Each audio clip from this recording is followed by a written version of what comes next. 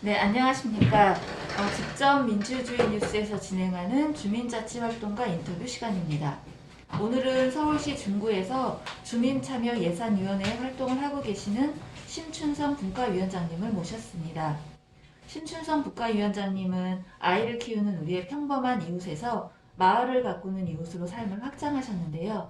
사람들 속에서 마을의 미래를 찾아가고 계시는 심춘선 위원장님을 만나보겠습니다. 네, 안녕하세요. 네, 안녕하세요. 네, 바쁜 와중에도 시간을 내주셔서 먼저 감사드립니다. 우리 독자분들을 위해서 간략한 자기소개를 좀 부탁드리겠습니다. 네. 저는 중구에서 이제 오랫동안 마을 활동을 했었고요. 현재는 사단법인 중구마을내 소속으로 활동하고 있는 심춘성이라고 합니다. 중구 그 마을 속에서 이제 사람들이 다양한 공동체 활동을 하고 있는데, 사실은 저희 이제 중구 마을넷이 그 공동체들의 성장을 지원하고 또 생활자치 기반을 조성해서 이제 민간 거버넌스나 그런 것들을 잘 하도록 해서 정말로 주민이 주인이 되는 그런 지역사회를 만들기 위해서 저는 이제 늘 노력하고 있고요. 또 현재는 그 기후위기 대응 실천 과제팀을 좀 만들어서 주제 연구도 지금 함께 진행하고 있습니다. 네. 네. 제가 이제 그 주민자치 활동가 분들을 여러 분들을 인터뷰를 했는데 제일 궁금한 게 네. 어떻게 해서 네. 마을 활동을 시작하셨는가가 네. 사실 제일 궁금합니다. 그래서 마을 활동이라는 게 보람도 있지만 사실 고단함도 크잖아요. 그렇죠.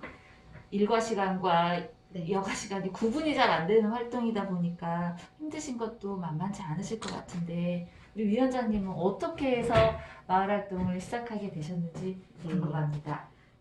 네. 그 거슬러 보니까 그게 저의 마을 활동의 시작이 아니었나라는 생각을 하는 게, 제가 이제 결혼을 해서 중구에서 살면서 아이를 낳아서 학교에 들어가면서 이제 그 우리 가정, 우리 아이만 생각했었는데, 어느 날 이제 저희 아이가 다니는 학교에서 우연하게 운영위원회 활동을 하게 됐어요. 그런데 이제 그 운영위원회 활동을 했던 것이 아마 저의 마을 활동의 시작이 아니었나라는 생각을 하는데, 그 운영위원회 활동을 하면서 이제 아이가 다니는 학교가 입학을 하고 보니까 운동장이 없더라고요. 이 시내 도심 한복판에. 근데 그게 이제 그때 당시에 어떤 그 정치적으로 그 공약 때문에 그 학교를 만들어 주겠다라는 그걸로 어쨌든 부지가 만들어져서 학교는 세워졌지만 막상 들어가 보니까 운동장이 없어서 이제 이 아이들이 체육 시간에 원정 체육 활동을 하는 거예요. 버스를 빌려가지고 먼 곳으로 가거나 아니면 이제 공원으로 이동을 하거나 아니면 옆에 있는 고등학교에 체육 시간이 없을 때를 빌려서 그런 걸 하다 보니 계속 이 안전사고에 대한 우려가 많이 발생되는 거죠. 그러고 이제 아이들이 한참 뛰고 놀아야 될 그 시기에 못 뛰니까 복도에서 막 뛰다가 부딪혀서 다치기도 하고 또 살이 찌는 아이들이 많이 늘어나고 이래서 이거 안 되겠다. 운동장을 만들어 줘야 되겠다. 그래서 이제 그때 저희가 비상대책위를 만들었어요. 그런데 그게 뭐 저 혼자만의 생각은 아니었고 학교 활동을 하면서 아이를 키우면서 엄마들의 생각이 다 거의 비슷했었죠. 그래서 이제 저희 뭐 남편도 그렇고 아빠들까지 다 동참을 시키고 할머니 할아버지 관심 있으신 분들을 다 이제 모여서 저희가 회의를 했었고 비상위를 만들어서 이것들을 이슈화했고, 그다음에 뭐 구청장님도 만나고 주위에 있는 뭐 의원님들도 만나고 이렇게 해서 운동장을 만들어 주세요라고 했지만 사실 땅이 없으면 운동장이 불가능하잖아요. 그래서 저희는 그 짧은 저희만의 생각에 주위에 있는 집들을 매입해서 운동장을 만들어 달라고 했지만 그거는 개인의 생활과 개인의 재산권을 침해하는 건데 그때 저희 눈높이는 그거밖에 안 되었던 거예요. 그래서 이제 지나고 보니 이거 참 나만 생각했고 우리 아이만 생각했었구나, 이건 아니구나, 이렇게 해서 다양한 방법으로 저희가 이제 뭐 성명서도 받고 또 이렇게 이슈하고 언론에도 약간 이제 좀 제보를 했었어요. 그렇게 해서 여러 방법을 동원해서 하다 보니 방안이 나오더라고요. 그런데 그때 제가 중요하게 느꼈던 거, 제가 만약에 혼자 그거를 했다면 절대로 이루어질 수 없는 거죠. 근데 저와 같은 생각을 가지고 있던 학부모나 동네 주민들이 있었기 때문에 공통된 그 문제를 같이 해결할 수 있지 않았나. 그래서 시간은 좀 몇 년의 시간이 걸렸지만 결국은 그 옆에 있는 학교랑 잘 상의를 해서 아이들 체육관으로 만들어주는, 예, 그거를 이제 만들게 됐어요. 그래서 그게 아마 저희의 마을 활동의 시작이 아니었나? 그러면서 이제 그때부터 제가 마을이 눈에 보이기 시작했고, 아, 나 혼자만 살아갈 수 있는 게 아니구나. 여러 사람의 힘이 필요하구나. 이럴 때, 그래서 모든 문제가 발생되었을 때 혼자 해결하기보다는 몇 명이 이렇게 토론하고 의논해서 이것들을 공론화하고 이것들을 좀 의제화해서 정책이나 제도로 만들어서 우리가 문제를 해결해 보는 게 더 바람직하고 현명하게 잘 진행되구나. 네, 그런 것들을 많이 느껴서 그게 아마 마을 활동의 시작이 아니었나 싶습니다. 사실은 구청에서 저희가 가서 막 이렇게 엄마들하고 뭐라 그러죠? 운동도 막 하고 그랬어요. 근데 그게 꼭 좋은 것만은 아닌데 그때 당시는 방법이 없으니 온갖 여러 가지를 다 동원하다 보니 그랬는데 꼭 그게 좋은 것만은 아니었고 정책이나 제도를 좀 활용하고 잘 우리가 보고 주위를 살펴보고 이런 활동들도 서로 공정하게 해야겠구나. 네, 또 그런 반성도 있었죠. 네. 네. 아, 근데 이제 네. 참 아이들이 큰 힘이 되는 것 같아요. 그 네, 맞아요. 엄마들의 활동에 있어서는. 그러니까 꾸준히 가는 것 같기도 하고 네. 중간에 끊기지가 않는 그렇죠. 것 같아요. 알겠습니다. 그래서 아까도 인터뷰 사전에 간단하게 좀 네. 오가는 이야기에서 이야기가 나왔는데 중구는 좀 네. 특이하죠? 네. 특이하다고 표현해도 되는지 모르겠지만 다른 서울의 자치구와는 다르게 여기는 이제 마을 공동체 지원센터가 없는 것으로 알고 있어요. 근데 이제 그러다 보니까 과연 중구는 마을 운동이 좀 일괄적이나 네. 이렇게 통합적으로 진행이 되고 있나? 네. 이런 현황이 좀 사실 궁금합니다. 그래서 이런 마을 공동체 지원센터가 존재하지 않는 게 마을 활동에 어떤 영향이 되는가? 또 어떤 사람들은 마을 공동체 지원센터가 있어도 굳이 뭐 잘 이러는 사람들도 있으니까 네. 실제 없는 조건에서 활동하시는데 어떤 영향? 네. 애로점? 이런 네. 건 없으신지 궁금합니다. 네. 우선 첫 번째로 가장 아쉬운 거 마을센터가 없다라는 거는 우리 25개 자치구에 서울시에서 예산을 지원해 주고 있잖아요. 그렇죠. 근데 그 예산 자체를 저희가 가져오지 않는다는 거. 똑같이 서울 시민이 세금을 내고 그 세금을 25개 자치구에 마을 공동체 예산으로 어느 정도 지원을 해주고 있는데 그거 자체를 가지고 오지 않는다는 거. 저는 중구민으로서 내가 세금을 내는 서울 시민으로서 공정하지 않다라는 그 아쉬움은 많이 있습니다. 네, 그리고 이제 그 두 번째로는 마을 공동체 사업이 그러니까 진행될 수가 없죠. 센터가 없으니까. 그래서 마을 공동체 사업이 진행되지 않는다는 건 제가 2015년부터 이제 마을 중간 지원 조직 활동을 했었는데 그 마을 공동체 공모 사업이라는 게 물론 사업을 빌려서 저희가 어떤 활동을 하지만 그 사업이 매개가 되어서 주민 간의 네트워크가 되고 관계망이 형성이 되고 그 관계망을 통해서 비슷한 모임끼리 의제를 만들고 지역사회의 그런 것들을 그 의제를 확장해서 뭔가 공통의 문제를 그 공모 사업을 통해서 작지만 나의 욕구로 시작된 것들을 결국은 지역의 공공성으로 변화되는 과정이 분명히 저는 있었고 그걸 지켜본 사람인데 그게 이제 멈춰버린 거죠. 물론 지금 보이지 않는 곳에서 그렇게 하고 있는 주민들도 있습니다만 어쨌든 그런 공동체 센터 안에서의 그 네트워크가 되게 단단했었는데 그거 자체가 지금 없어서 사실은 저희 중구 마을넷이 그거에 역할을 해주고는 있어요. 그 2000 중간 조직 할 때부터 만났던 다양한 주민 모임과 계속 관계망을 갖기 위해서 저희가 이제 SNS나 여러 가지 활동을 저희가 서울시 프로젝트를 갖고 와서 이렇게 돌려드리는 방식으로 그걸 하고 있는데 마을 센터가 없다는 거 자체에 그냥 없는 게 슬프고 서럽다 이런 거보다는 없고 슬프고 서러운 걸 반대로 생각을 해서 그럼 그걸 좋은 방향으로 없을 때 우리가 더 시너지를 받을 수 있는 게 뭘까를 저는 고민을 하게 됐어요. 그래서 이제 그런 것들을 그 돌파구를 찾으려면 어떤 방법이 있을까?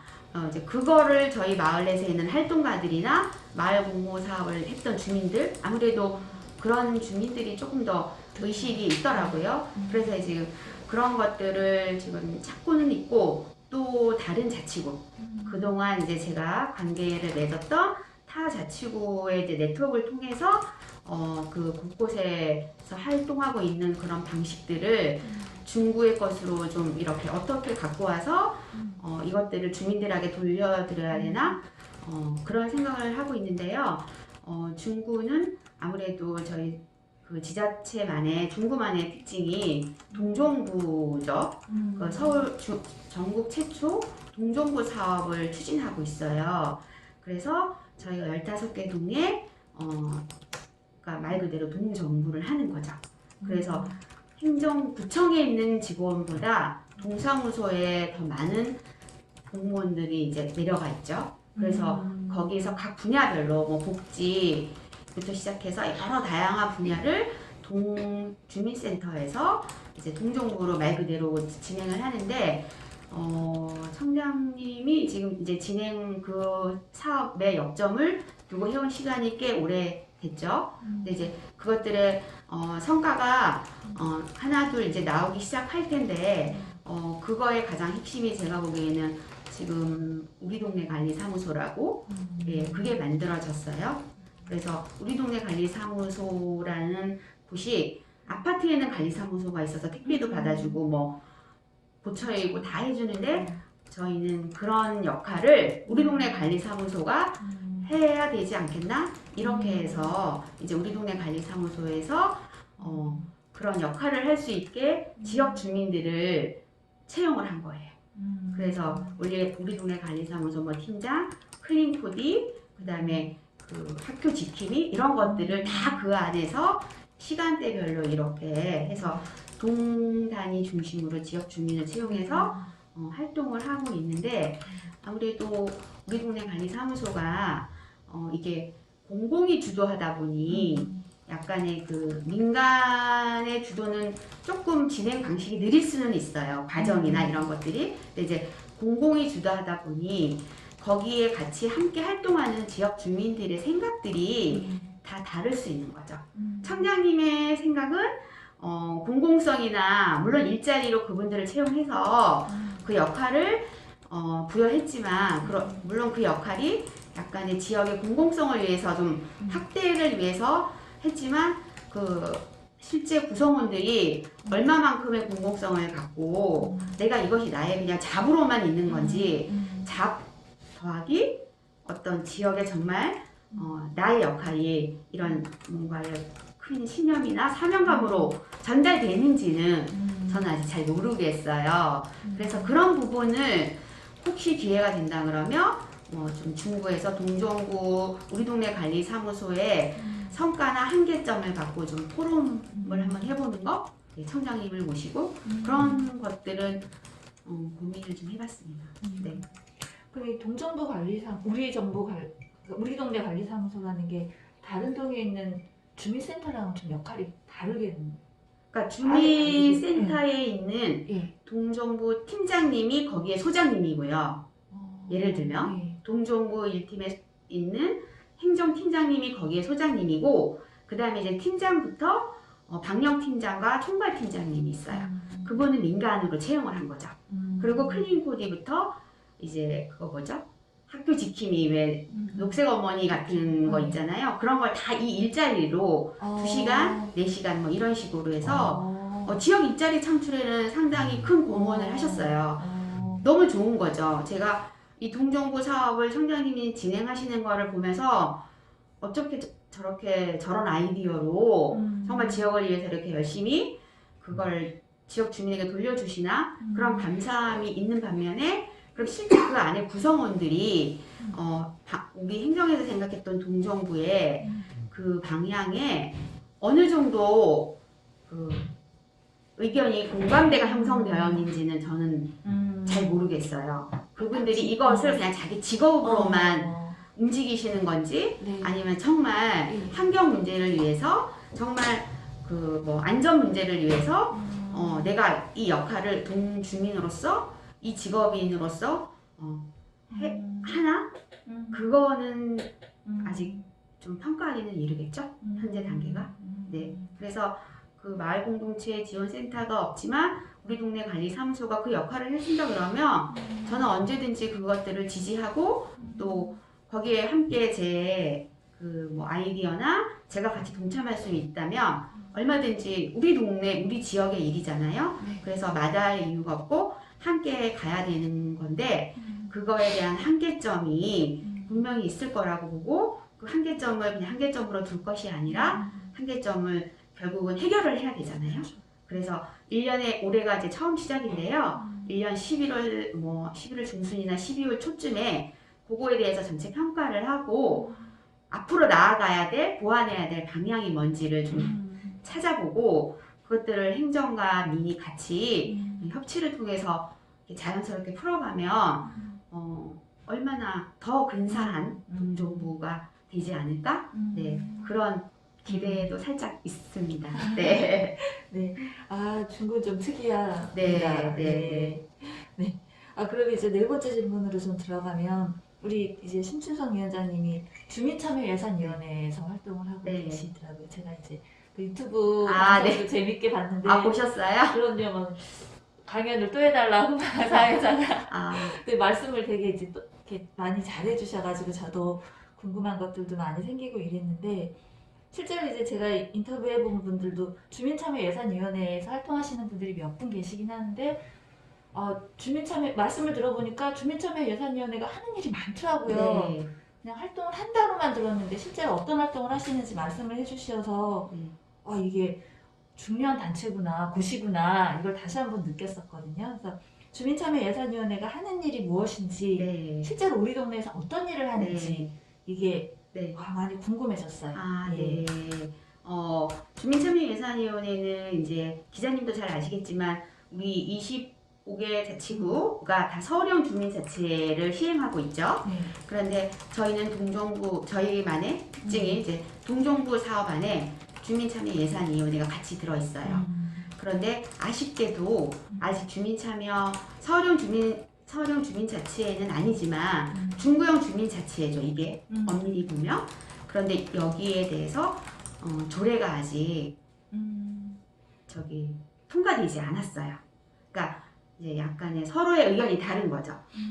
지자체와 의회와의 그 의견이 상이하다 보니 주민참여예산위원회라는 그 조례를 통과되지 않아서 지금 계속 이제 계류 중인데 그러다 보니 어찌 보면 이게 정식 뭔가를 힘을 발휘할 수 있는 그런 위원회라고는 좀 말하기는 조금 어려울 수 있지만 그래도 예전에 주민자치에 약간 그런 비슷한 방식으로 진행이 되고 있어요. 그래서 그 시스템이나 프로세스는 서울형 주민자치회랑 거의 비슷한 것 같아요. 분과를 만들고 자치회장을 뽑고 분과위원장을 뽑고 이제 이런 과정에 주민참여예산위원회 교육도 다 하고 그 프로세스는 거의 비슷한데 사실 조례에 근거하지 않다 보니 조금 동력이 떨어지기는 해요. 그래서 그 주민참여예산위원회라는 그 이제 단체에서 분과별로 한 4개, 5개 분과가 있죠. 동별로. 근데 이제 저는 생활안전 분과위원장을 맡고 있어요. 그래서 아무래도 그 생활안전 분과이다 보니 이제 생활안전과 밀접한 것들이 많이 의제로 나오는데 이런 것들이 지금 코로나로 인해서 계속 이제 비대면으로 온라인 채팅방이나 뭐 계속 온라인을 이용해서 이제 의제를 받고 회의를 온라인 방식으로 진행을 하는데 생각보다 주민들이 이 관심도가 그래도 동에 대해서만큼은 그 필요한 것들을 많이 의제로 내어 놓으시더라고요. 그래서 이번에도 저희가 지금 이제 총회가 곧 진행될 예정인데요. 주민총회가 진행될 예정인데 우리 생활안전 분과가 의외로 많이 올라가 있더라고요. 우리 의제가 아무래도 이게 교육 문화나 뭐 공원 안전 공원 녹지 이런 거보다 일상생활에서 가장 안전하게 살아야 되는 지금 우리 마스크 하고 있잖아요. 그렇다면 이 마스크 없는 세상에 하나도 이게 우리 의제가 될 수 있는 건데, 그래서 이제 제가 그 분과위원장을 하면서, 뭐라 그럴까요? 동네에 대해서 다시 보게 됐고, 조례에 대해서 중요성을 다시 한번 이제 더 느끼고는 있지만, 빨리 좀 그런 것들이 주민 편의 입장에서 보면, 조례가 통과돼야 되는데 도대체 왜 네, 그럴까? 네, 그런 아쉬움이 많이 있어요. 그래서 그 생활안전분과 위원장을 하면서도 어쨌든 그렇게 이제 의제가 그 총회나 뭐 이런 과정이 서령 주민자치 방식대로 가고 결정되는 의제가 어쨌든 이제 올라갔을 때 의회에서 얼만큼의 예산을 의제가 결정됐다고 해도 의회에서 또 그거를 통과를 안 시켜주고 무효화하면 또 제로가 될 수도 있고, 이 예산은 꼭 필요하니까 해줘야 되고, 이러면 이제 그런 피해는 다 고스란히 주민이 볼 수밖에 없는 거죠. 그래서 저는 뭐 이거를 정치적으로 이야기하는 건 아니고, 그런 활동을 하시는 그런 의정 활동이나 지자체에서 활동하시는 그런 구의 이런 사업들을 진행하시는 그런 분들이 좀 생각을 확장해 주셨으면 좋겠습니다. 자기 생각만 하지 말고 이 공공의 뭔가를 생각해 줬을 때 또 이렇게 서로 이런 일이 생길까? 네. 제발 왜 저희 군을 자꾸 왜 의회와 자치구가 이렇게 상반되게 갈까요? 저는 그게 참 의문이고 의원님들을 만나서 얘기를 해봐도 뭐 속 시원한 답변을 주시지도 않고 또 역시 뭐 그렇습니다. 네, 안타깝죠? 네네. 다른 구 같은 경우는 아예 예산이 배정되지 않나요? 다른 구는 예를 들면 서울시 예산 우리 왜 주민세로 주잖아요. 주민자치회로. 우리는 그런 것 자체를 안 가지고 오는 거죠. 동정부 사업을 하니까 중구의 예산으로 하다 보니 의회에서 그런 생각을 할 수는 있죠. 그러니까 제가 아까 서두에 말씀드린 것처럼 서울시 예산을 필요한 건 갖고 와야 되는 거죠. 그런데 이제 이 정책이나 방향이 달라서 이제 우리 구가 부자라고 다들 알고 있어요.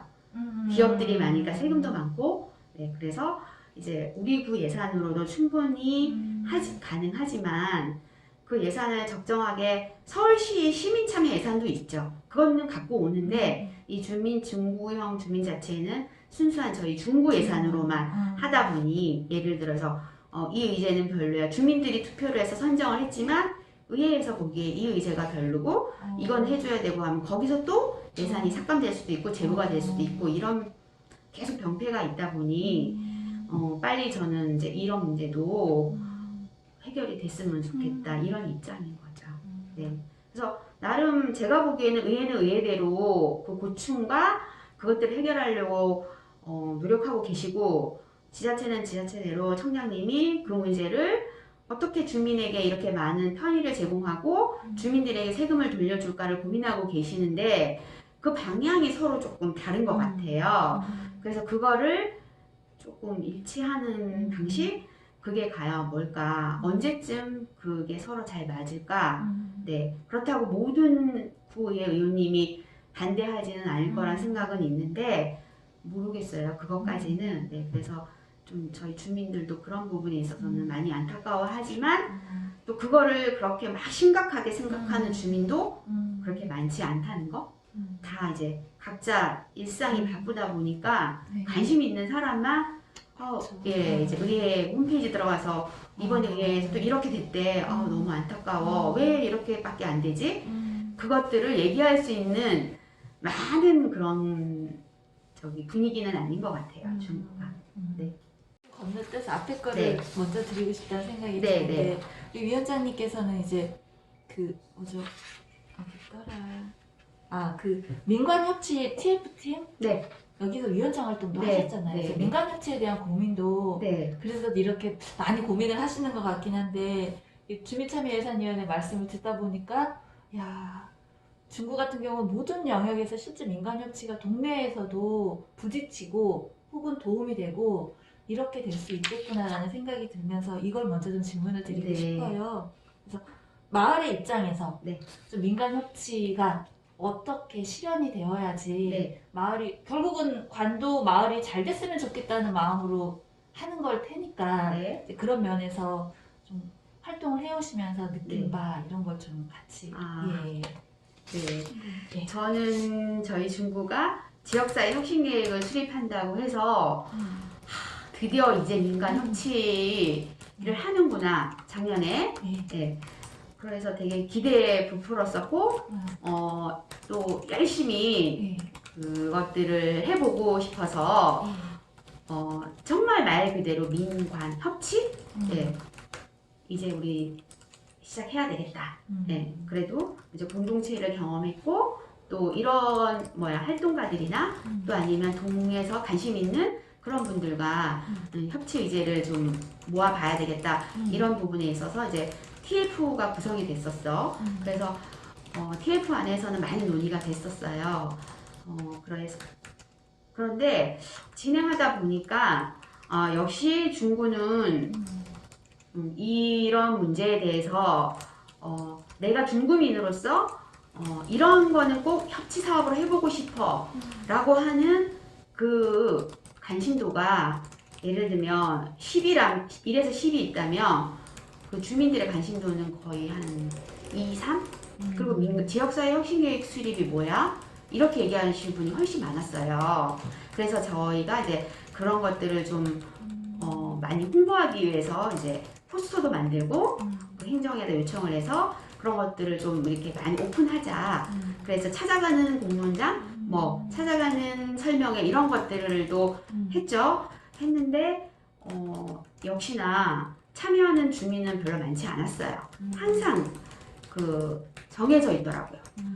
그래도 그게 시작이니까 이제 그것들을 차곡차곡 해가다 보면 그래도 어떠한 그 어디에 도달했을 때 우리가 원했던 10개 중에 2개는 뭔가가 보여지겠지? 네, 그런 기대가 있었던 거죠. 그런데 11월 계속 이제 협치 의제를 만들고 온라인 공론장이나 뭐 오프라인 공론장 이렇게 해서 나온 그 협치 의제가 생각보다 주민이 하려고 했던 그 의제보다 약간의 행정의 의제들이 조금 더 많이 담겨 있는 게 있어요. 원래 행정의 의제도 가능해요. 협치를 할 때. 그런데 이제 그런 것들이 그렇게 바뀌는 과정에서 조금 더 충분한 논의가 됐어야 되는데 그게 안 됐을 때 이게 과연 민간 협치인가? 저는 그런 게 있었죠. 그래서 저희가 전문 컨설팅도 받았어요. 그 협치 활동을 하시는 먼저 했던 구의 선생님을 모셔서 이제 선생님의 이야기를 듣고 민은 민의 입장, 관은 관의 입장 같이 앉아서 컨설팅을 받는 과정에서 이제 조금 조율하는 거는 있었는데 결국 그 협치 예산 또한 거의 이렇게 주민들한테 가는 것보다는 그 행정 주도 사업 있죠. 그러니까 구에서 하고자 하는 뭐 그런 역점 사업들 거기에 예산이 조금 더 많이 투입이 되는 걸 저는 봤어요. 그래도 그게 어쨌든 그렇게 행정이 주도하는 사업도 결국은 그걸 주민들한테 가기 위해서 하는 거니까 그냥 긍정적으로 생각을 하고 이제 협치 회의라는 거 TF로 있었고 조례가 통과되지 않은 상태에서 제가 활동을 했기 때문에 TF로 이제 있다가 올 2월달에 협치 회의를 정식 조례가 통과되면서 협치 회의를 구성한다고 해서 TF 했던 분들이랑 다 다시 신청서를 이제 낸 거예요. 냈는데 저는 되지 않았더라고요. 협치회의 위원으로. 그래서 그때 TF에서 같이 했던 분들 어느 기관에 있는 2분, 그 기관에 있는 기관장 2분인가 3분만 협치위원이 되고 나머지 분들은 다 이제 안 된 거예요. 사실 그 기본 세팅과 사업 구상과 모든 고생과 대면 심사에 가서 발표하고 이런 것들을 다 저희 TF도 저랑 같이 과장님이랑 가서 열심히 해서 사업을 가지고 왔는데 결과가 이건가? 그래 근데 그럼 내가 지금 뭘 잘못했지? 약간 거기에서 자괴감이 들었어요. 그런 상태에서 제가 이제 한 통의 전화를 받았는데 협치회의는 새로운 주민으로 다 구성하겠다. 중국의 방향이. 네. 새로운 주민으로 협치위원회를 구성하겠다. 그러면 새로운 주민이 과연 누굴까? 라는 생각을 했었죠. 그런데 그 새로운 주민이라는 건 저도 모르겠어요. 어떤 사람을 새로운 주민이라고 말하는지. 그러면 기존에 열심히 이런 공공의 영역에서 이런 공공의 의제를 해결하고 문제를 이렇게 좀 드러내서 공론화하면서 그런 것들을 해결했던 이런 분들은 원래 주민이 아니고 새로운 주민이란 건 뭘까? 저는 오히려 기자님한테 여쭤보고 싶네요. 정말 지금 새로운 주민이란 게 뭔지. 네, 그래서 아무튼 새롭게 25명이라는 협치회의가 제가 알기로는 25명까지는 정확히 모르겠고 구성이 되어서 지금 2년차 지금 진행되고 있죠. 그런데 현재 저는 어디까지 진행되어 있고 어떤 의제가 다시 공론화됐고 그건 저는 전혀 알 수가 없어요. 홈페이지에서도 저는 못 봤거든요. 네, 그래서 사실 이제 저희 조정관님한테 한번 여쭤보려고는 해요. 네, 이미 공론장 다 진행됐었고 의제 결정 다 됐다고 또 이렇게 말씀을 하시는데 작년에 진행됐던 의제가 어떻게 지금 실행되고 있는지는 전혀 모르겠어요. 저도. 그리고 저희가 제안했던 의제 분과별로 그런 것조차도 어떻게 돈이 지금 실행이 되고 있는지를 어느 누구도 모르고 하다 보니 이제 작년에 온라인 공론장, 오프라인 공론장에 참여했던 몇몇 주민이 저한테 대신 가서 얘기를 하라는 거죠, 행정에. 거 봐라, 결국 주민을 이용만 하지 않았냐, 이렇게 얘기를 하는 거예요. 온라인 공론장, 오프라인 공론장에 사람 모아서 의제 찾아서 다 투표해놓고 결국 지금 우리한테 뭔가 돌려주고 있거나 보여주고 있는 게 뭐냐? 그 결과가 뭐냐라고 했을 때 결국 주민을 대상화한 거죠. 모이기 위한 머리수 채우기 위한 거 필요하니까 했다 이렇게 이제 말하는 주민이 이제 등장하기 시작한 거예요. 그래서 조금 지켜보자고 했죠. 저희는 나름 행정에서 이걸 엉터리로 하지는 않을 것이고 중구 나름의 방식이 있나 보죠 라고만 했지 이 이후에 더 이상 그런 것들을 뭐 문제화하고 이러지는 않았는데 그런 것만 봐도 저는 역시 중구에 살고 있는 사람들은 아쉬운 게 없구나. 네, 너무 물론 인구가 작고 생활의 일터로서의 낮에 왔다가 밤에 다 가는 곳이 중구잖아요. 실제로 살고 있는 인구가 12만 5천 명. 네, 그런데 또 아이들이 이제 중학교 갈 때 또 이사를 가요. 좋은 학교로 가려고. 그러다 보니 계속 인구가 유출되면 우리 중구는 어떻게 되지? 네, 막 이제 그런 생각이 들면서 저도 사실은 이 운영위원회 활동을 하지 않았으면 아마 저는 이제 시부모님하고 같이 살았는데 저희 아버님이 5학년 때쯤, 초등학교 5학년 때쯤 저를 이제 분가를 시키려고 하셨어요. 압구정 강남으로 이사를 가라고. 그래서 거기서 아이 고등학교, 대학을 입학한 다음에 다시 여기로 오라고. 그런데 제가 아버님, 저도 그러려고 했었죠. 근데 이 활동을 하다 보니까 아버님 저마저 이렇게 하면 우리 학부모나 저랑 같은 생각을 갖고 있는 비슷한 사람들은 그럼 이 중구가 어떻게 되겠냐고 저희가 이거를 바꿔볼게요 아버님 이렇게 해서 제가 지금까지 중구를 떠나지 않고 살고 있는데 그런 주민의 그런 애정과 그 뭔가 열정이 담겨있는 마음에 비해 그 민간 협치가 정말 우리의 저 같은 사람의 마음을 이해하고 그대로 그 협치의 성격을 담아서 진행되고 있는지는 좀 뭐라 그럴까요? 아쉬운 부분이 있는 것 같아요. 제가 계속 너무 오늘 부정적인 얘기만 하는 것 같다는 생각은 드는데 아무튼 중구가 좀 상황이 그렇다 보니까 저는 사실은 뭐 관악이나 뭐 이런 이제 그런 부들 있잖아요. 열심히 강동구나 이런 데 있잖아요. 도봉 이런 곳들은 협치도 되게 잘 되고 있고 그런데 좀 그런 부를 보면 우리는 왜 저렇게 되지 못할까? 근데 저렇게 되지 못하는 거에 이전에 저렇게 되게 하려면 어떻게 해야 될까? 이제 그렇게 해서 그런 비슷한 사람들, 그런 의견을 가진 사람들하고 계속 우리 이제 마을넷에서는 그거를 계속 논의 중에는 있고 좀 다양하게 공공의 영역으로 들어올 수 있게 그 문을 열어주는, 문턱을 낮춰주고 열어주는 건 역시 우리 선배들의 역할이 아닐까? 네, 그런 생각은 하고 있는데, 아무튼 지금 그 TF 협치 활동을 하면서 기대했던 것만큼의 그 저의 기대감보다는 이제 많이 지금 떨어진 거죠. 저 스스로는. 네, 물론 중구가 지금 잘 하고 있겠지만, 그래서 실제로 이제 저는 그 결과를 좀 올 말에는 보고 싶고, 그런 것들을 지금 동정부과에서 기획조정과로 가지고 갔대요. 협치 사업을. 그래서 어떻게 진행되고 있는지는 좀 담당 주임님도 만나보고 싶고, 예, 초창기 멤버로서 알 권리가 있다고 생각을 해요. 그래서 그런 것들 조금 이 이후에 확인해 보는 그런 절차가 있어야 된다고 생각합니다. 네.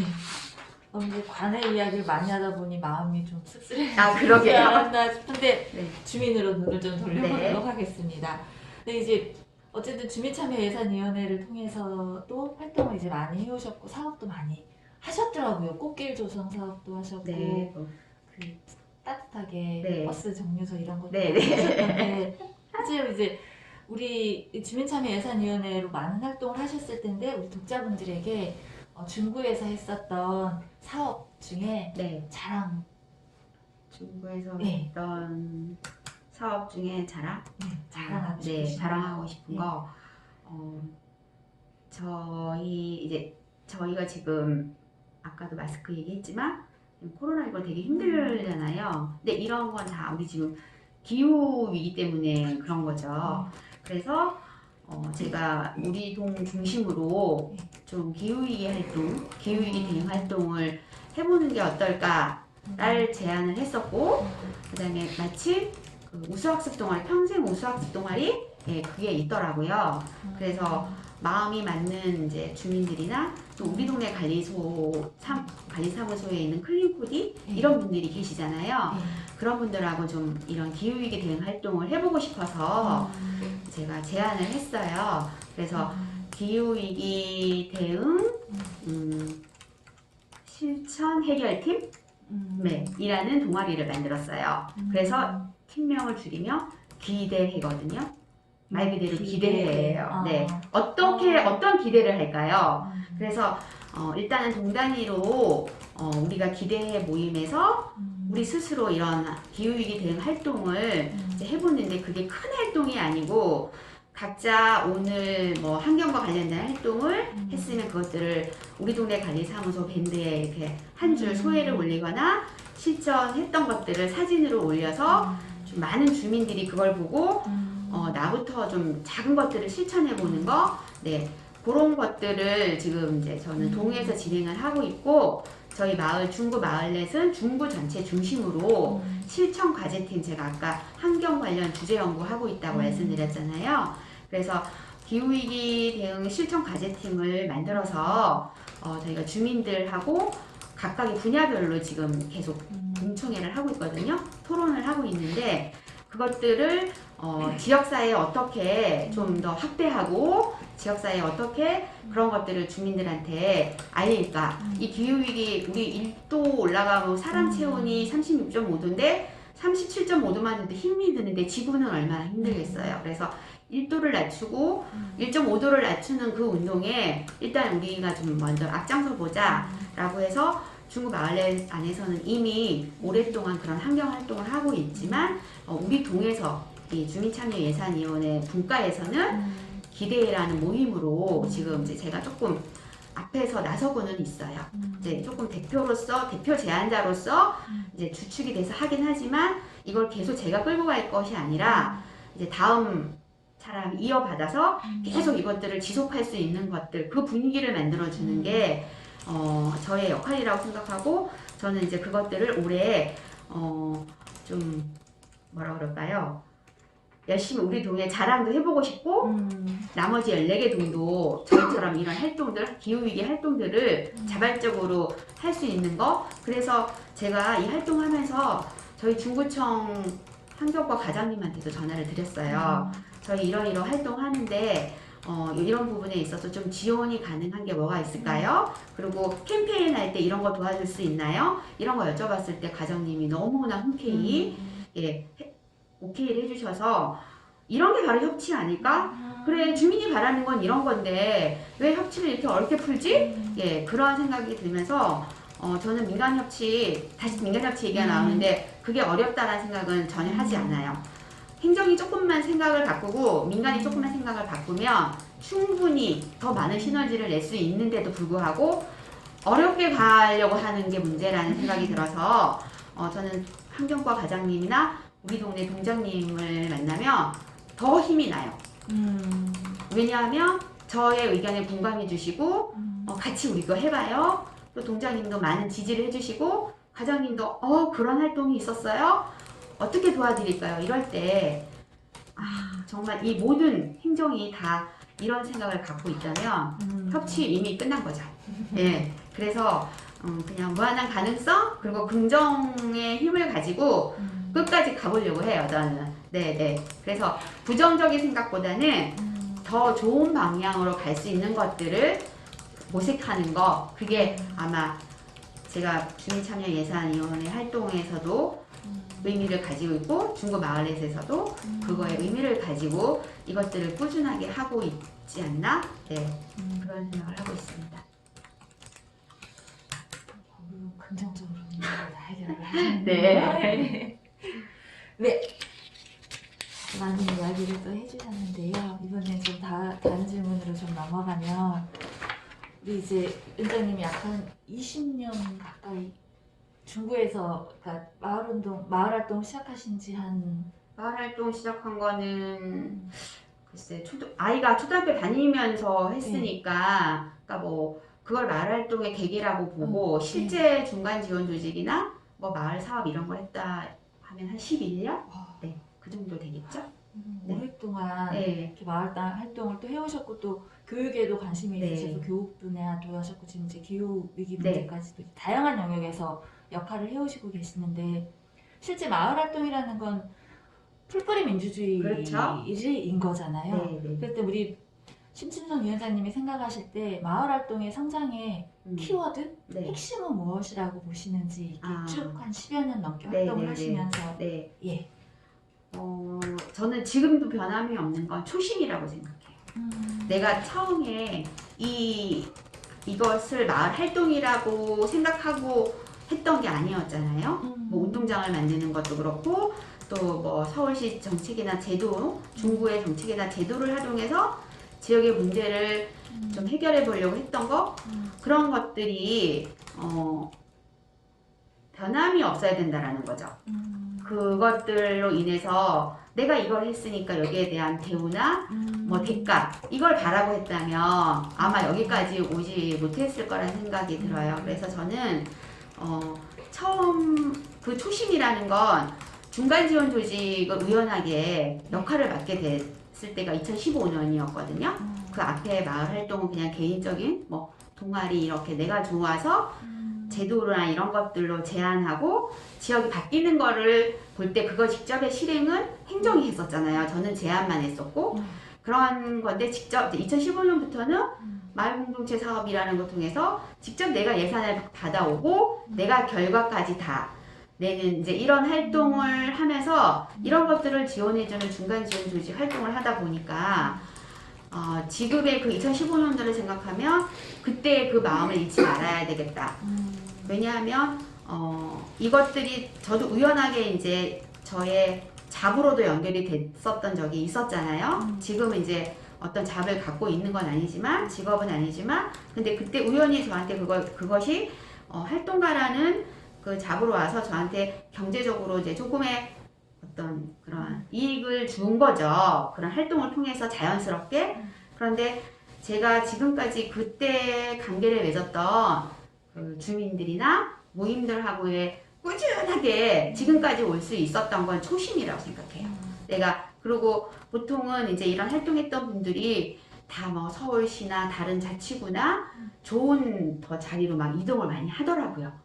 예를 들면 협치 지원관 또 뭐 여러 가지 그 우리 혁신 사업에 이런 일자리도 많이 이제 공개 채용으로 나오고 있는데 저는 실직인 상태에서도 그것을 만약에 제가 그렇게 갔다면 지금 중구 이렇게 인터뷰 자리도 없었을 거고 또 저희 중구 마을 내에서 약간 그런 부심점 그리고 마을의 가교 역할을 해주려면 우리가 원래 시작할 때 그 마음이 변치 말아야 꾸준히 지속할 수 있다라는 생각이 있어서 저는 무엇보다도 제일 소중하게 생각하는 게 사람 중심이고 그다음에 그 초심 예전에 내가 2015년도에 했을 때 그 마음을 변치 않았을 때 지금 앞으로도 가능하지 않을까? 네. 그래서 늘 그런 생각을 하고 가끔은 힘들 때 또 어렵고 막 지치고 뭐 이상한 소리 듣고 이럴 때는 다 놓고 싶을 때도 있는데 그거보다는 지지해주는 사람이 더 많기 때문에 그냥 쭉 갈 수밖에 없는 거죠. 그리고 그럴 때 저는 사람에 의해서 오히려 에너지를 더 받는 것 같아요. 사람을 만나면서. 그래서 어쩔 수 없이 역시 힘듦이 사람을 만나서 힘들 수도 있지만 사람을 만나서 더 긍정의 힘을 받는 게 저의 이 활동의 근간이 아니었을까? 네, 그런 생각합니다. 네. 네. 이 10번 질문으로 좀 넘어가고 싶은데 네, 네. 방금 하셨던 것처럼 이제 초심이라고 말씀하셨잖아요. 근데 실제로 이제 그 쭉 하시면서 관의 정책도 많이 바뀌었을 것 같아요. 사람도 많이 바뀌었을 거고. 네. 근데 그 안에서도 이제 굳건하게 지키고 있는 게 분명히 있을 텐데 네. 우리 주민자치 활동을 하시는 분들이나 그런 주민자치 단체의 재현이라고도 할 수 있죠. 네. 유념해야 될 것, 활동을 하면서 꼭 유념해야 될 음. 것이 무엇이라고 보시는지 네. 연결해서 같이 아, 한 네, 말씀 네, 네. 부탁드릴게요. 유념해야 될 거. 예. 네. 사실은 이제 뭐 마을 공동체나 그런 풀뿌리 민주주의 정책을 통해서 저 자신도 그렇고 지역사회에 이제 많은 사람들이 수혜를 받았잖아요. 근데 이제 그런 수혜를 받은 만큼 저는 그 수혜자들이 다시 지역사회에 좀 돌려줘야 된다는 생각이 있어요. 네, 그래서 그 현장에서 실제로 이제 체감하는 뭐 그런 정책, 마을 공동체 정책이나 민주주의 풀뿌리 정책이 시민에게 어떤 과정을 통해서 또 이것들이 어떤 변화를 가져다 주었는지는 사실은 우리 연구 자료, 다양하게 연구 자료들이 있더라고요. 그래서 그 연구 자료를 보면 너무나 정확히 알 수 있는데 있죠. 그래서 이제 그런 연구 자료를 통해서도 알 수 있지만 이런 정책들이 마을 속에서의 그 생활 정치의 토대를 만들었다면 저는 이제 그 토대를 만들고 있다라고 생각을 하는데 그 토대가 바로 그런 거죠. 선한 영향력을 미치는 거예요. 지역에. 그래서 그 선한 영향력이라는 게 결국은 우리 사회적 자본, 사회적 가치인 거죠. 그래서 저는 그 사회적 가치에 대해서도 되게 많이 이제 생각을 했었는데 결국 그 뭐라 그럴까요? 민주주의라는 게 이제 모든 사람들이 그 삶의 주인이 되어서 자유롭고 평등한 입장에서 뭐 이렇게 정치 문제를 해결해 가는 방식인데 사실 그게 현재 우리 일상생활에서 쉽지만은 않아요. 쉽지만은 않아서 아쉬움은 있는데 저는 그래도 그 아쉬움으로 남기지 말고 그 뭐라 그럴까요? 사람들, 시민들이 좀 빨리 이런 것들을 인식을 하고 생활 정치가 뭔지를 많이 느꼈으면 좋겠어요. 그래서 우리가 왜 이제 뭐 국회의원이나 정치인들을 뽑는 거는 사실 우리가 권한을 그냥 국민이 주인이긴 하지만 위임해 준 거잖아요. 그런데 그 위임을 대표성을 갖고 위임을 해줬는데 그 위임을 받은 사람들이 그거를 제대로 안 했을 때 국민이 이제 실망을 하는 건데 저는 그 위임을 해준 분들 또한 자기가 처음에 정치에 입문할 때 내가 이런 마음으로 이 나라를 이 동네를 이 구를 이 시를 이 국가를 이렇게 한번 이런 정치 방향을 해보겠어라는 분명히 그 사람 나름의 초심이 있었을 거라고 생각을 해요. 그래서 위임해준 사람에 대한 국민을 대신한 나를 대신한 그 위임자가 처음에 자기가 정치를 하려고 했던 그 초심, 그것을 꼭 잊지 않고 유념해줬으면 좋겠다. 네, 그 질문을 읽었을 때 그냥 그런 생각이 들더라고요. 네, 그거죠. 네. 네. 서울시장이 바뀌었습니다. 네. 어쨌든 중구에서 네. 이제 활동을 해서 그래도 큰 영향을 받을 거라고 저는 생각을 하는데 네. 변화가 여러 군데에서 읽히고 있죠. 그렇죠. 실제로 이제 마을넷 활동을 하고도 계시고 이제 주민참여 예산위원 활동을 하시니까 현장에서 느끼시는 체감은 어떠십니까? 현장에서 느끼는 거는 일단 청년들이 이야기할 때 예를 들면 이제 뭐 유일 일자리 같은 것도 좀 줄었다는 느낌이 들고, 그 다음에 그 뭐 공공기관의 유일 일자리에 공석이 되었을 때 그거를 이제 자리를 채워줘야 되는데 그 자리가 채워지지 않는데요. 그러면 4명이 해야 될 그 분야, 예를 들면 네. 그냥 한 명이 이제 공석이 되었을 때 여기 들어와야 되는데 네. 그 청년 유일 일자리로 들어와야 되는데 그냥 3명으로 그 업무를 다 소화해야 되는 예, 그런 불편함이 있다라는 얘기는 들었고, 이제 물론 그런 거는 지금 뭐 예산상의 문제가 있겠지만 저는 예산상의 문제가 어쨌든 1년의 1년의 계획이 있을 거 아니에요? 그럼 분명히 거기에 그 공속 다음으로 다시 채용했을 때 예산이 있을 거라고 생각하는데 왜 그렇게 되는지, 약간 그런 청년들의 그런 이야기를 들었을 때 아, 이게 정말 시장님이 바뀌어서 이런가? 네, 그런 생각을 했었고, 또 이제 뭐 마을공동체 정책이나 그 서울시 마을공동체 종합지원센터의 그 뭐죠? 이제 계약 만료로 이런 것들 다시 이제 수탁 기간을 해야 될 때 그 이렇게 홈페이지를 보니까 조금 정확한 방식으로 알리지 않았던 것들이 있더라고요. 그래서 이제 약간의 뭐 성명서를 내고 이런 제가 자료를 봤어요. 그래서 그런 게 저는 왜 그 뭐라 그러죠? 그런 분이 바뀔 때마다 이런 문제가 생겨야 되나? 네, 그러지 않았으면 좋겠다. 이제 그거와 더불어서 약간 이제 저희가 도시재생 활동을 하고 있는데 도시재생도 많이 지금 축소되고 있다라는 얘기를 들었거든요. 근데 저희 중구에서는 그 희망지 사업을 하는 동네가 있는데 거기는 그야말로 뭔가 재생 사업이 필요한 곳이거든요. 근데 축소되면 이제 이분들은 또 그 기대했던 그 기대감이 다시 실망으로 돌아올 텐데 이게 만약에 정말로 그렇게 된다 그러면 이 문제를 어떻게 해결하지? 예, 이분들을 어떻게 설득하지? 약간 그런 것들이 약간 저는 이제 좀 체감하는 거죠. 네. 그곳이 다산동 아니에요? 네, 맞아요. 네. 이번에 그 100억인가?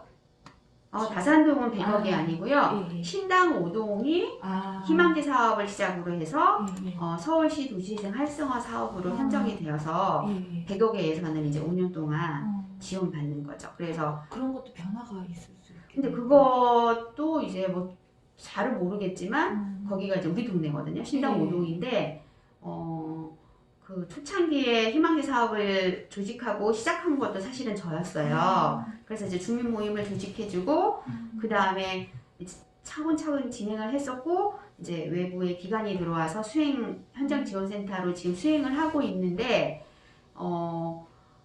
얘기를 들어보니까 예산적인 문제도 있고 앞으로 어떻게 될지 잘 모르겠다. 뭐 이런 그냥 막연한 뭔가 확신이 없는 것 같다라는 이렇게 이제 얘기를 들어서 그러면은 제가 지원해주고 있는 다산동도 그럴까? 네, 사실 그 부분이 좀 걱정되긴 해요.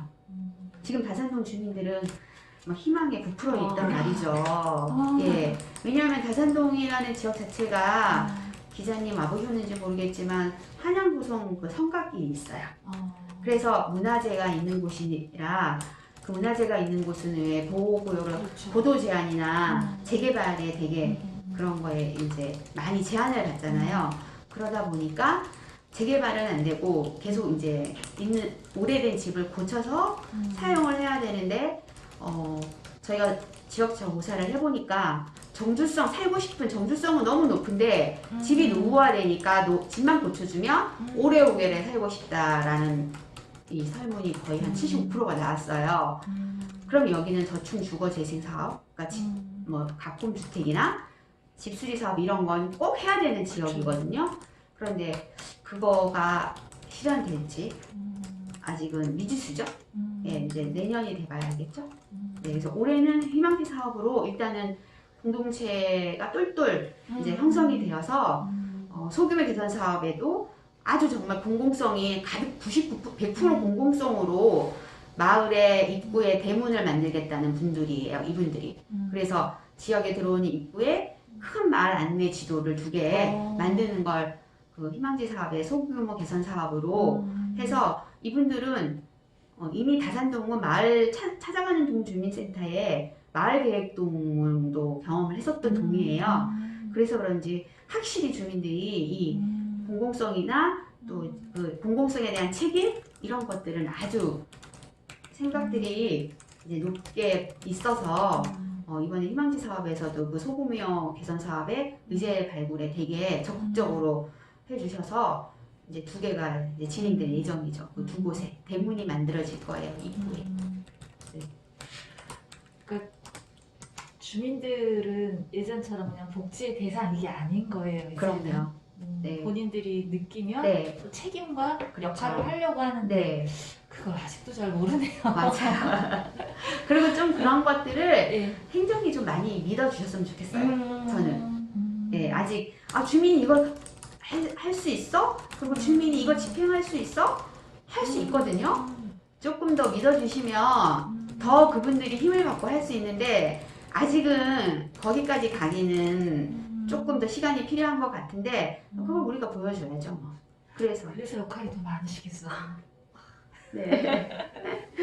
네, 마지막 질문 이제 딱 드리겠습니다. 이제 우리 이제 심춘성 위원장님이 마을 활동가로서 이제 이렇게 삶이 확장이 되신 거잖아요. 근데 이제 이 마을 활동이 우리 심춘성 위원장님의 삶에서 차지하는 자리가 궁금합니다. 네. 그리고 덧붙여서 마을에서 이제 많은 활동을 해오셨을 텐데 그래도 나 꼭 이거는 한번 해보고 싶어 라는 일이 있으시다면 네, 제가 그 마지막 질문을 많이 생각을 했었는데 네. 그냥 순간딱도로 해보고 싶은 거 너무 많죠.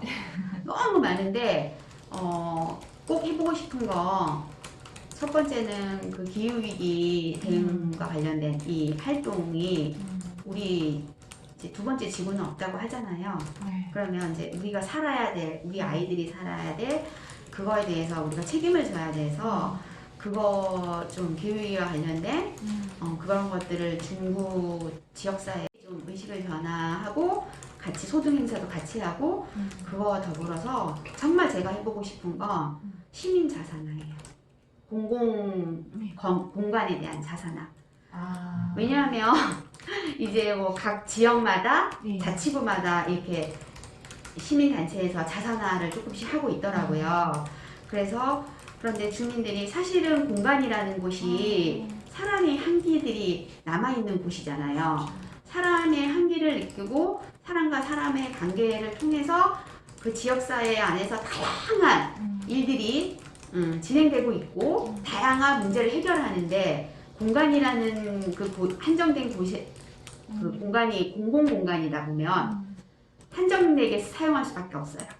이거는 예를 들어 동주민센터에 우리가 오늘 회의를 하려고 빌리거나 뭐 포럼을 하려고 빌리면 몇 시부터 몇 시까지고 다음에는 자치 프로그램이 있고 이제 이러다 보니까 너무 우리가 이제 거기에 제약을 받다 보니 우리가 어떤 공간 하나를 건물을 마음이 맞는 단체들이나 시민들이 좀 십시일반 모아서 공간 하나 매입해서 누구든 그 공간 안에서 어떤 활동이든 다만 체계가 있어야 되겠지만 그래서 좀 그런 것들을 자산화하는 거 작지만 그래서 저는 이제 지금은 5억짜리를 생각하고 있는데 중구에 찾아보니까 5억짜리는 중구는 없더라고요. 중구는 네, 너무 비싼 거예요. 전세조차도. 그래서 일단은 뭔가 공간에서 좀 다양한 활동을 해보려면 어느 정도 크기도 돼야 되는데 그러면 너무 우리가 욕심이 과한 거니까 그 자산화한다는 거에 의미를 줬을 때는 시작이 반이니까 5억짜리라도 자산화할 수 있는 방안 그거에 대해서 우리가 계획을 수립해보자. 네, 그래서 저는 이제 몇 분하고만 얘기를 했어요. 그리고 지금 저희가 있는 공간도 이제 사용하고 있는 공간도 약간 비슷한 공간이긴 한데 조금 주인이 되는 그런 공간. 그래서 누구든 그렇게 언제든 밤 10시, 11시에도 만약에 이걸 한다 그러면 거기서 그걸 어떤 활동을 할 수 있게 좀 장을 만들어 주는 거. 네, 그래서 꼭 이루어졌으면 좋겠어요. 그래서 사실은 저희 남편한테 많이 기대고 있어요. 돈 좀 보태달라고. 네. 이런 건물 네. 공공 자산화, 네. 시민 자산화 할 수 있게 종자 돈을 좀 대주면 다음에는 우리가 뭐 어떤 그런 뭐 펀드나 이런 방식으로 해보겠다 이렇게 해서 했는데 과연 그 꿈이 이루어질지는 모르겠지만 저는 언제나 그 앞에서 미래를 생각했을 때 그게 하나하나 이루어지고 있는 것 같아요. 그래서 이것 또한 당장은 아니지만 아마 몇 년 후에 기자님을 만났을 때 혹시 제가 그걸 하고 있지 않을까요? 네. 그래서 다음에는 그곳에 가서 인터뷰를. 그러니까요. 네. 정말 그렇게 됐으면 좋겠어요. 네. 공간. 네, 공간. 맞습니다, 공간. 네. 그래서 사람의 향기가 늘 느껴지고 온기가 느껴지는 따뜻한 공간에서 그런 공동체 활동 펼치고 싶은 거. 네. 그게 꼭 되었으면 좋겠습니다. 네. 다음에 꼭 그곳에서 인터뷰를 진행했으면 좋겠습니다. 네. 아침부터 이렇게 와주셔서 좋은 말씀 많이 해주셔서 감사합니다. 혹시 더 하고 싶으신 말씀이 있으시지 아니요, 않았을까요? 없고요. 혹시 제가 인터뷰 중에라도 뭐 조금 잘못됐거나 잘못 알고 있는 사실이 나왔다면 그 부분은 그냥 그대로 있는 그대로 좀 들어주셨으면 좋겠고, 네, 또 뭐라 그러죠? 그냥 있는 그대로의 저를 봐주셨으면 좋겠습니다. 그냥 순수한 마음으로 얘기한 거니까 어떤 뭐 감정이나 이런 거는 절대로 아니고, 네, 그냥 정말 저는 중구를 사랑하는 사람으로서의 얘기를 한 거니까 거기에 대해서 어떻게 왜곡되게 생각을 안 해주셨으면 좋겠다. 네, 네. 그 말씀 드리고 싶습니다. 네. 네. 인터뷰 응해주셔서 너무 네. 감사합니다. 네.